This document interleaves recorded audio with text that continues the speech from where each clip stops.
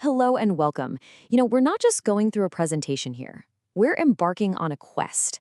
This is a guide for that essential journey every storyteller has to take to find the one thing that makes their work truly matter. And that thing is insight.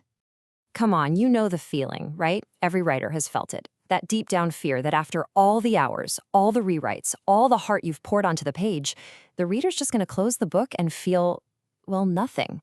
That's the central challenge, the big boss we're here to tackle today. And that fear, it has a voice. It's just two simple words, but boy, can they sting. So what? Think of this phrase as the dragon guarding the gates to your reader's heart.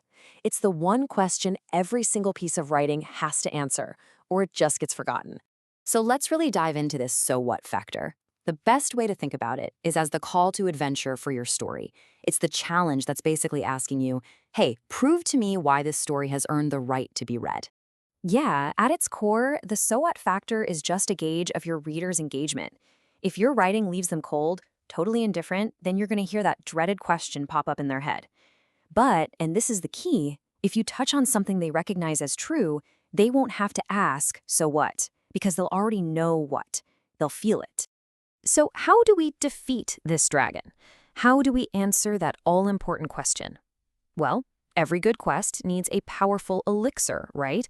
A magic potion for our story. And that elixir, it's called insight. Insight goes by a lot of different names. You might hear it called catharsis, that big release of emotion, or an epiphany, that aha moment. But it all really boils down to one thing, giving the reader something valuable to take away. It's that moment of connection that makes them sit back and think, wow, my time with this story was absolutely well spent. Oh, I love this metaphor of a key, because insight isn't about teaching some huge brand new piece of wisdom. Let's be real. We all already know that love hurts and that life is complicated. The key is sharing your unique confusion, your specific pain. It's your personal, honest take on a universal truth that unlocks that deep connection with the reader. Okay, so where in the world do we find this powerful stuff? Well, here's the secret. The path isn't through these grand philosophical statements. Nope. It's found in the small, the specific, the really authentic moments of everyday life. This comparison just hits the nail on the head. War is bad. Okay, that's a statement. It feels a little preachy, and frankly, we already know it. But exploring the feeling of a teenager getting that draft card in the mail, now that's a question. It invites curiosity, it invites discovery for both you and the reader. And that is where genuine insight lives. This idea, which the source material attributes to Emily Dickinson, is just so incredibly liberating, isn't it? You don't have to go climb Mount Everest to find a story worth telling. Your own life, no matter how ordinary you think it is already jam-packed with all the emotional material you will ever need to write something truly profound. And this really gets to the heart of the whole practice. Finding insight means you have to develop two key skills. First, paying attention to the little details that most people just walk right past. And second, having the curiosity to then ask why about them. When you start pondering questions like these, you're actually mapping the human experience. Why do we sometimes choose to be unhappy? It's a fascinating, weirdly relatable question. It's exactly this kind of thinking that fueled a show like Seinfeld. I mean, it was famously a show about nothing, but it was brilliant at capturing the strange, true, and totally unnoticed details of just being human.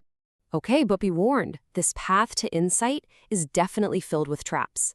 There are these common obstacles that can so easily lead a writer astray, pulling you away from authenticity and right into cliché. So let's talk about navigating three of the biggest traps you're going to face on this journey. Relying on lazy stereotypes, creating drama that feels unearned, or sensationalism, and, this is a big one, passing judgment on your own characters. Because we watch so many movies, it's really easy to fall into the trap of sensationalism. A film can get away with a shallow motivation because it has a dramatic soundtrack and cool special effects to sell it. But on the page, you've got to do the work. You have to set up a character's extreme actions. Give us enough insight into their background and their personality that we believe this specific person would actually do this. You have to earn the drama. This is all about resisting the easy answer. Sure, sometimes people do act like they're stereotypes. We've all seen it. But a great writer pushes right past that first obvious layer. You don't describe people in these broad, lazy strokes. You dig for the specific, unique truths that make them feel like a real, complicated person. You know that old saying, don't judge a man until you've walked a mile in his shoes? Well, that is basically a writer's creed. Readers don't want to listen to you rant about how terrible a character is. They want to understand them. Your job is to suspend your own judgment, get inside their head, and show us the world from their perspective, even if they're a completely despicable person. Wow. This piece of advice is so powerful because it connects the craft of writing directly to the practice of just being a human being. Writing well requires empathy, curiosity, and an open mind. The same qualities that make us better people, too. And that brings us to the final trial of our quest. This is where you face the ultimate challenge, the final boss, if you will, finding the courage to be unflinchingly, sometimes brutally, honest. And this trial, it actually looks a little different depending on what genre you're writing in. If you're a memoirist, the big challenge is turning that lens back on yourself and really dismantling your own excuses. For a poet, it's all about refusing to hide the real truth behind vague, coded language. Look, the human brain is an absolute master of self-justification. We're all guilty of it.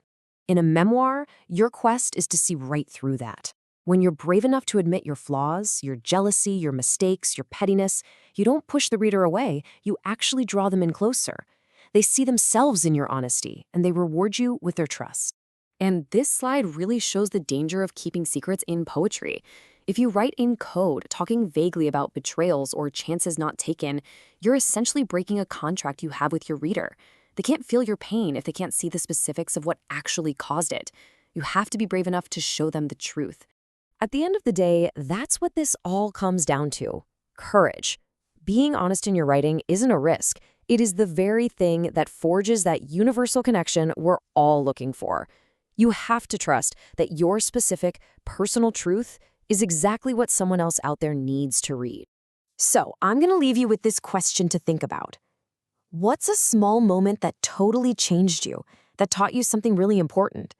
Don't look for the big Hollywood blockbuster event in your life. Look for the smallness. Your quest for insight and your next great story, it begins right there.